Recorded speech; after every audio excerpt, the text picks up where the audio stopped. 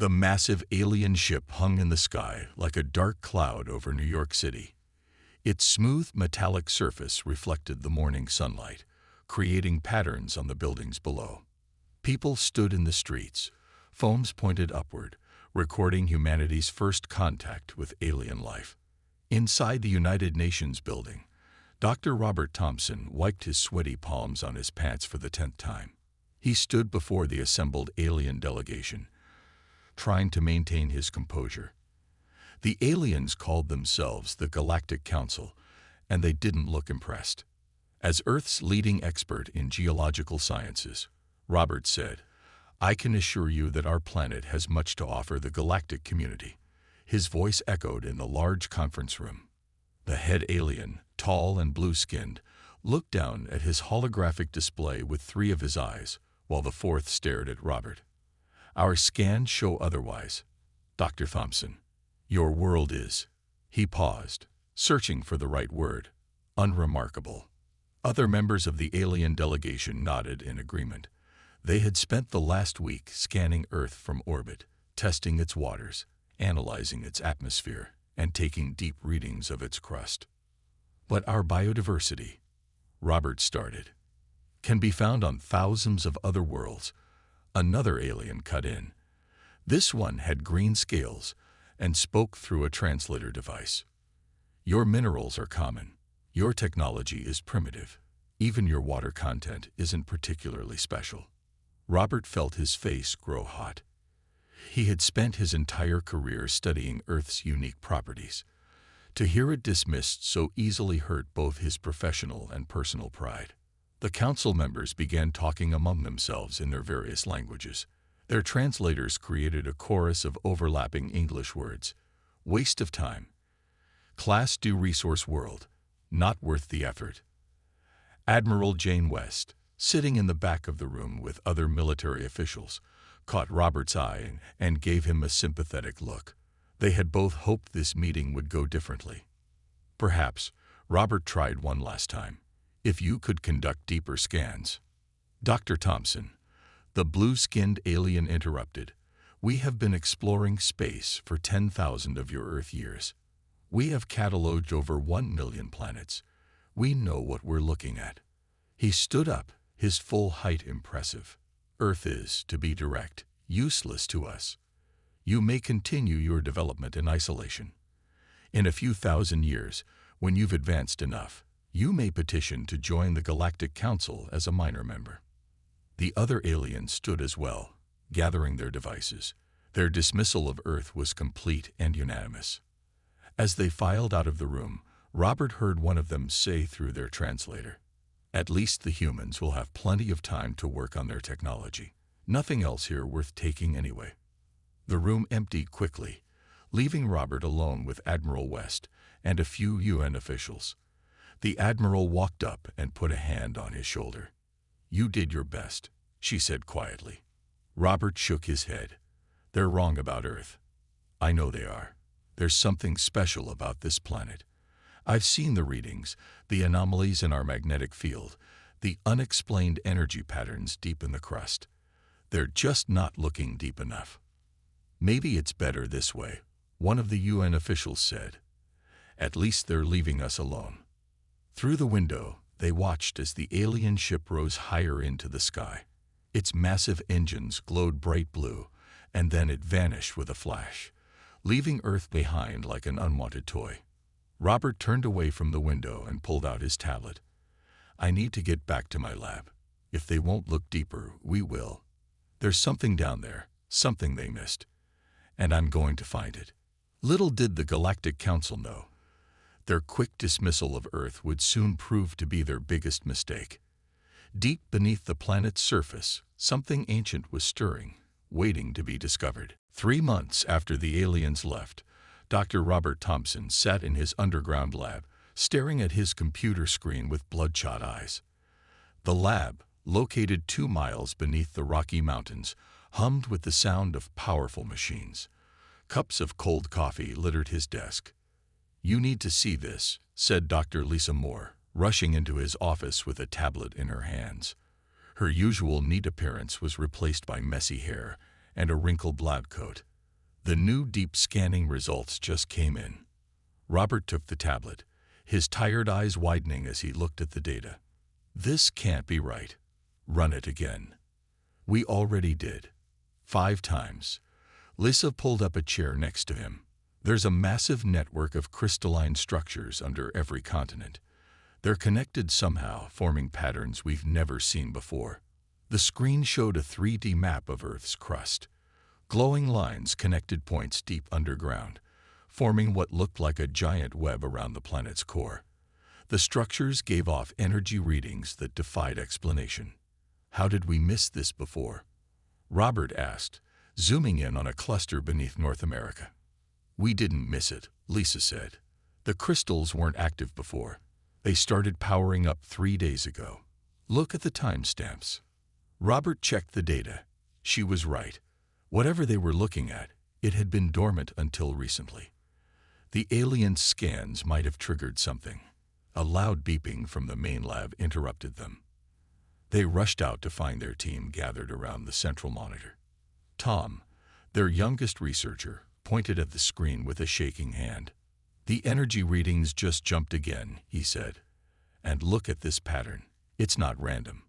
These crystals, they're artificial.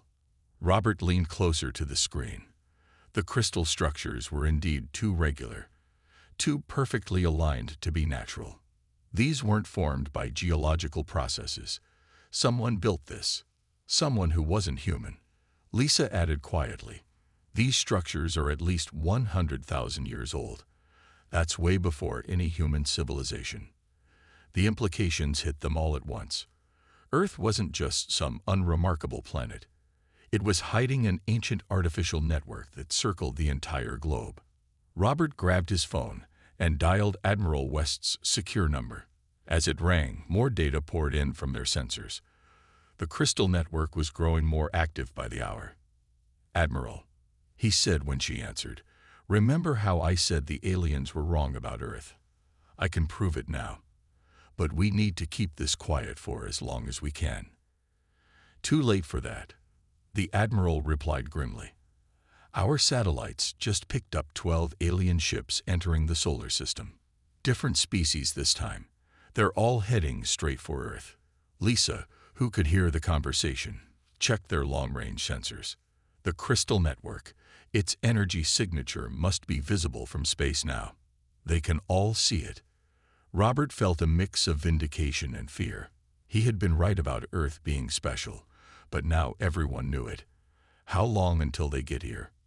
2 days at most. The Admiral said, whatever you found down there, figure it out fast. Because this time, they're not coming to ignore us. The team looked at each other, understanding the gravity of their situation.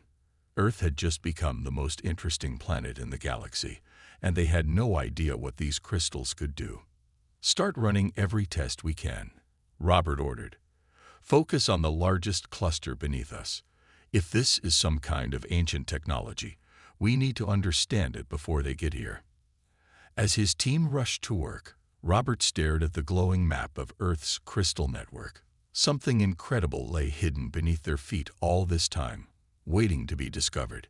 Now they had just 2 days to unlock its secrets before the galaxy came knocking again.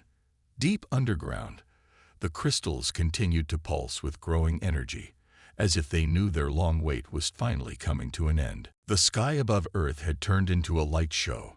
Dozens of alien ships, each different in design and size, filled Earth's orbit. Some looked like giant silver disks, others like massive crystals, and a few resembled mechanical spiders. Their lights blinked in the night sky, visible even during the day. In the underground lab, Dr. Robert Thompson watched the live feed from space with growing concern. How many ships are up there now? 47, Admiral West replied, her voice tense. She stood beside a large military display, showing the positions of each vessel. And more arriving every hour. The UN Security Council is meeting in 1 hour. They want you there. I can't leave now, Robert said, pointing to the lab behind him. We just made a breakthrough. Lisa walked up, holding a strange device that glowed with a soft blue light. Show her, she said to Robert. Robert placed his hand on the device. The crystal structure inside it pulsed brightly, and the nearby computer screens filled with streams of data. When he removed his hand, everything went dim again. The crystals respond to human touch, he explained, more specifically to human brainwaves. We've tested it with samples of alien tissue they left behind last time. Nothing. Only humans can activate them. Admiral West's eyes widened. That's why they couldn't detect the network during their first scan. It was waiting for human contact. Exactly, Lisa said. And there's more. The crystals aren't just some power source or weapon. They're more like computers. Really, really advanced computers. A loud alarm interrupted them. Tom rushed in from the monitoring room. Multiple ships are trying to land. They're ignoring all warnings from our governments. On the security screens, they watched as alien vessels descended toward major cities. Military jets scrambled to intercept them, but the aliens easily avoided Earth's defenses. Robert's phone buzzed with an incoming message. The Security Council meeting is canceled, he read.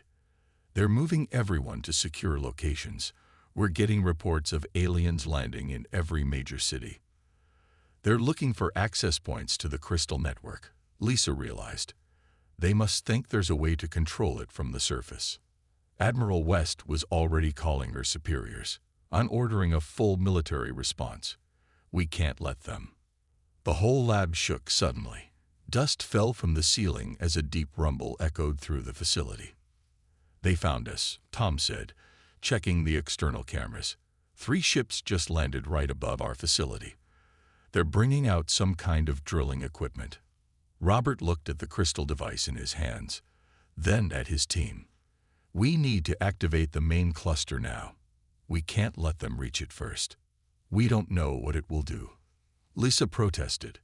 The energy readings are off the charts. Another explosion rocked the facility. The lights flickered. Better us than them, Robert said. He turned to Admiral West. Get your soldiers ready. Buy us as much time as you can. The Admiral nodded and left, barking orders into her radio. The sounds of combat could already be heard from above. Robert led his team to the main chamber, where their largest crystal sample was kept.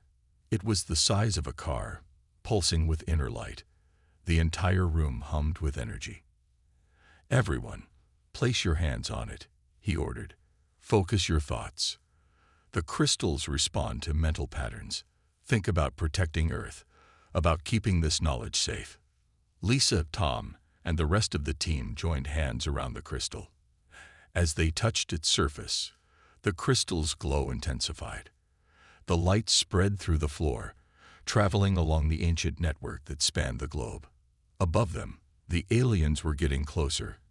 But deep underground, humanity was about to unlock a power that had been waiting for them since before their ancestors learned to make fire. The crystal's light grew blinding, and Robert felt something vast and ancient stirring in his mind. The real test of Earth's worth was about to begin. The moment all hands touched the crystal, the world changed. Light exploded through the underground chamber, and every member of the team felt a surge of information flood their minds. Robert gasped as images and knowledge poured into his consciousness. It's a quantum computer, he whispered, his eyes glowing with the same blue light as the crystal. The entire network. It's the biggest computer ever built. Lisa's voice shook with awe. I can see it too. The whole system. It's like a giant brain wrapped around Earth's core. And we're connected to it now. Above them, the sounds of fighting grew louder. The alien drilling machines were getting closer, their vibrations shaking dust from the ceiling. But in the crystal chamber, the team barely noticed. Tom stumbled back from the crystal, his eyes wide. Did you see that? The text. It's not in any human language, but I can read it. He grabbed a tablet and started writing frantically. This planet, Earth, it wasn't just some random world. It was engineered. Military boots thundered down the hallway. Admiral West burst into the chamber, her uniform dusty from combat. Whatever you're doing, do it faster. They'd broken through the first security level. Robert didn't move his hand from the crystal. Through the connection, he could feel similar crystals activating all around the world. Other humans were finding them, touching them, joining the network. Each new connection made the whole system stronger. "Admiral," he said, his voice strange and distant, "tell your forces to pull back. We don't need to fight them anymore." "Are you crazy?" she demanded. "They're breaking in with plasma drills." Lisa raised her free hand. "He's right. Watch." The crystal's glow had spread to the walls, floor, and ceiling. Lines of light traced ancient patterns in the rock, forming circuits that had laid dormant for thousands of years. The whole facility hummed with power.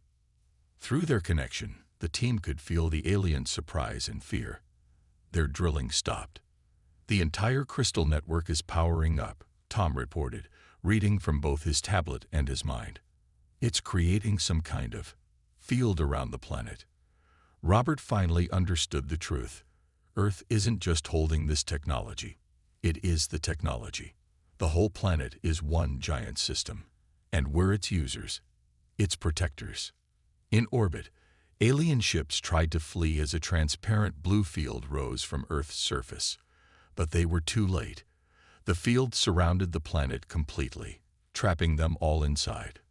Through the crystal network, Robert could sense the aliens' panic. Some tried to fire weapons at the field, but their energy blasts were absorbed harmlessly. Others tried to communicate, suddenly changing from invaders to diplomats. "This is incredible," Lisa said, watching the data flow through her mind. "The network contains the entire history of the civilization that built it. They seeded Earth with early humans, gave us the right neural patterns to interface with their technology. We're their descendants, their chosen inheritors." Admiral West watched in amazement as her tablet showed alien ships around the world being gently but firmly pushed away from every crystal access point they had tried to breach. "So we're not just some primitive species on a worthless planet," she said slowly. "We're the guardians of the most advanced technology in the galaxy." Robert nodded. "And now we know how to use it." Through the network, he sent a message that every alien ship could receive. His words appeared in their minds in their own languages. "Earth is under humanity's protection. We are its chosen custodians. You may request access to our knowledge, but you may not take it by force. The choice of sharing, or not sharing, is ours." The crystal pulsed one final time, and the team felt their connection stabilize. They could maintain contact without physical touch now. Earth's time of hiding was over. The real question was, what would humanity do with its newfound power? Looking at his team's faces, bright with knowledge and purpose, Robert knew they would face that challenge together. Earth's transformation happened faster than anyone expected. Within hours of the crystal network's activation, the planet's magnetic field had grown 10 times stronger. The sky shimmered with waves of blue and green, like a global aurora that never ended. In the underground facility, Robert and his team worked to understand their new powers. The crystal chamber had become their command center, walls now covered in floating holographic displays showing data from around the world. Another group found a crystal node in the Amazon. Lisa reported, her eyes glowing softly as she read data directly from the network. "That makes 37 active sites now." Tom walked through a hologram showing Earth's crystal web. "The pattern is beautiful. Look how the energy flows between the nodes, like a living thing." Robert watched as more lines of light appeared on the global map. Each new human connection made the network stronger, but something was bothering him. "Have you noticed? The system isn't just accepting any human, it's choosing." Admiral West looked up from her military reports. "Choosing? What do you mean?" "Out of every 100 people who try to connect, only about 10 succeed," Lisa explained. "The rest can't form a link. It's like the system is testing them somehow." An alert flashed across their screens. One of the alien ships had tried to break through the planetary shield using some kind of energy weapon. The shield absorbed the blast and sent it back, disabled the ship's weapon system completely. "That's the 5th attempt," Tom said. "They're not giving up easily." Robert closed his eyes, connecting deeper to the network. Through it, he could feel the presence of other activated humans around the world. Their thoughts and discoveries flowed like rivers of light through his mind. "I'm getting something," he said suddenly. "A message buried deep in the system. It's starting to decrypt itself." The others gathered around as ancient text appeared on the main screen, translating itself into every human language simultaneously. "To our children," Lisa read aloud, "if you are seeing this, you have finally grown ready to receive your inheritance. We are the builders, and we chose your world for a purpose." The message continued to unfold, revealing humanity's true history. The builders had seeded many worlds with life, but Earth was special. They had encoded their legacy into human DNA, creating a species that could one day understand and control their technology. The Crystal Network isn't just a defense system, Robert realized. It's changing us. Every human who connects becomes something more. We're evolving. As if to prove his point, Lisa raised her hand, and a holographic display appeared above it without any technology involved. "The connection is getting stronger. I can access the network directly now. No crystal contact needed." Around the world, similar reports were coming in. Connected humans were developing new abilities. They could process vast amounts of data instantly, communicate across continents with thoughts alone, and interface with any technology they touched. Admiral West watched the reports with concern. "This is going to change everything. The balance of power, society itself." "Look," Tom pointed at the global map. The crystal web was forming new patterns, creating structures that hadn't existed before. Ancient machines deep within the Earth were waking up, reshaping themselves for their new users. Through the network, Robert felt a message coming from the alien ships. Not threats this time, but questions. Wonder. Fear. The same species that had dismissed Earth months ago now realized they had discovered something beyond their understanding. "We should talk to them," Lisa suggested. "Show them we're not going to misuse this power." Robert nodded. The network had chosen humans who would use its power wisely. That was the real test, not just finding the crystals, but proving worthy of their gift. "Send a message to all ships," he said. Tell them Earth is ready to join the galactic community. But this time, as equals." Above them, the sky continued to shimmer with new colors as Earth herself awakened to her true purpose. The planet that aliens had once mocked as useless had become the most important world in the galaxy, and humanity was only beginning to understand its new role in the universe. 1 week after the Crystal Network activated, the underground facility had changed beyond recognition. The walls themselves had transformed into living crystal, pulsing with light and information. Robert stood in what they now called the Knowledge Chamber, surrounded by his team as they prepared to unlock the network's deepest secrets. "The final encryption is breaking," Lisa announced, her hands moving through floating symbols in the air. "The builders left something for us here, something they protected more heavily than anything else." Admiral West entered the chamber, followed by representatives from the UN Security Council. After a week of rapid changes, world governments had finally accepted that they needed to work together to handle this new reality. "What have you found?" the Admiral asked, noting how the connected human's eyes now permanently held a faint blue glow. Robert gestured at the central crystal column. "The truth about Earth's purpose. And it's bigger than we imagined." He touched the crystal, and the chamber filled with a three-dimensional map of the galaxy. "Earth isn't just a vault of knowledge," he explained. "It's a weapon, the most powerful one ever created." The map zoomed in on Earth, showing how the crystal network extended from the core to the surface. Tom, who had been analyzing the data, stepped forward to explain. "The builders faced an enemy," he said. "Something so dangerous they had to hide their most powerful technology, where no one would think to look, on a seemingly useless planet on the edge of the galaxy." The hologram changed, showing strange, dark shapes moving between the stars. Lisa shuddered as she read the data. "They called them the Void Eaters," beings that consume entire solar systems, breaking down reality itself. The builders barely stopped them last time. And they're coming back, Robert added grimly. The builders' predictions show they'll reach our galaxy within 1,000 years.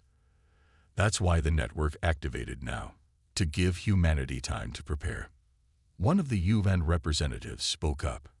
Are you saying Earth is some kind of galactic defense system? Earth is a seed, Lisa corrected. The builders didn't just give us their technology. They gave us their understanding, their wisdom. They chose humans because we have something they didn't: creativity, adaptability, the ability to find new solutions. Robert nodded. The crystal network isn't just a weapon we can use. It's a tool for humanity to build something new, something even the builders couldn't imagine. We're not just inheriting their legacy. We're meant to surpass it. Suddenly, alerts flashed across every screen. The alien ships in orbit were moving, forming the new pattern. They're not attacking, Tom reported, reading the data. They're offering alliance. They finally understood what the builders planned. Earth isn't just humanity's inheritance. It's meant to unite the galaxy against what's coming. Admiral West watched as diplomatic messages poured in from every alien species, from dismissing us to begging for alliance in just 1 week. That's quite a change. We should accept, Lisa said. The builders' data is clear. We'll need every species' help to face what's coming. Each brings different knowledge, different perspectives. Robert stepped into the center of the chamber, where a new crystal formation was growing. Within it, he could see possibilities branching out like stars being born, humanity's potential futures. The builders chose Earth not because it was special, he said, but because it was basic. Simple. The perfect foundation to build something entirely new. He turned to face the others. They didn't want copies of themselves. They wanted children who would grow beyond them. Through the network, he felt the agreement of connected humans worldwide. Earth's crystal heart pulsed with power, ready to help humanity take its next steps into the future. The chamber hummed with energy as new connections formed between the crystal nodes. Earth was no longer just a small blue planet in an unfashionable part of the galaxy. It had become the key to everyone's survival, and humanity had become its chosen guardians. The real work was just beginning. 6 months after the crystal network awakened, Earth had become unrecognizable. Crystal spires rose from every major city, their surfaces shifting with rainbow lights.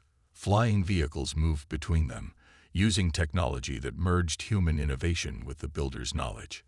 In the original underground facility, now known as First Contact Point, Robert stood with his team as they prepared to welcome the first official Galactic Council meeting on Earth. The chamber had expanded, forming a vast hall with crystalline seats for representatives from 50 different alien species. Hard to believe 6 months ago, they thought we were worthless, Lisa said, adjusting her new uniform. Like all connected humans, her clothes were made of living crystal fabric that could change form at will. Tom checked the global network status on a holographic display that floated above his palm. All defense systems are working perfectly. No ship can enter Earth's atmosphere without our permission now. The first alien delegates began arriving through the transport gates, another piece of builder technology that humanity had improved upon. Robert smiled as he recognized the blue-skinned alien who had dismissed Earth during their first meeting. "Welcome to Earth," Robert said, his words automatically translating into every alien language. "Things have changed a bit since your last visit." The alien bowed deeply, all 4 eyes showing respect. "We were wrong about your world, and we're grateful you've chosen to forgive our arrogance." Admiral West, now Earth's Chief of Interstellar Defense, led the delegates to their seats. The chamber adjusted itself automatically, providing the perfect environment for each species. "Today marks a new chapter," Robert announced once everyone was seated. "Earth is ready to share some of our knowledge with trusted allies. But first, we need to discuss the threat that's coming." The chamber darkened, and a galactic map appeared above them. Dark spots marked the Void Eater's projected path. Humanity has spent the last 6 months learning, growing, and preparing. Lisa explained. We've already improved on many of the builders' designs, but we'll need everyone's help to face this enemy. Different alien representatives stood up, offering their species unique knowledge and abilities. Some had mastered dark matter manipulation. Others understood quantum physics in ways humans were just beginning to grasp. This is what the builders wanted, Tom said, displaying ancient text in the air. Not just one species with all the answers, but many working together, each bringing something different to the fight. Robert touched the central crystal pillar, and everyone in the chamber felt a small taste of the network's power. We're offering limited access to the crystal network for joint research projects. Together, we can build defenses the builders never imagined. The chamber erupted in excited discussion. The same aliens who had once dismissed Earth now eagerly offered trades, alliances, and cooperation agreements. Admiral West stepped forward. But remember, Earth remains under humanity's protection. We won't hesitate to defend ourselves if anyone tries to take this power by force again. As if to emphasize her point, the planetary shield flickered briefly, its power obvious to everyone. But this time, it wasn't meant as a threat. It was a reminder that humanity had found the perfect balance between sharing their gift and protecting it. The builders chose humanity for our creativity, our adaptability, and our ability to learn from mistakes, including our own. Robert said, "We invite you all to learn with us, to help us prepare for what's coming. But Earth will always be humanity's responsibility." Looking around the chamber, at humans and aliens working together, Robert felt pride in how far they'd come. Earth had transformed from a dismissed backwater into the center of galactic cooperation. Humanity had grown from a primitive species into guardians of the galaxy's most powerful technology. And somewhere out in the distant darkness between the stars, ancient enemies were approaching.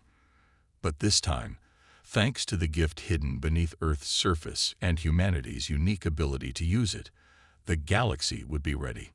The planet that aliens had mocked as useless had become everyone's best hope for survival, and humanity was determined to prove worthy of that responsibility.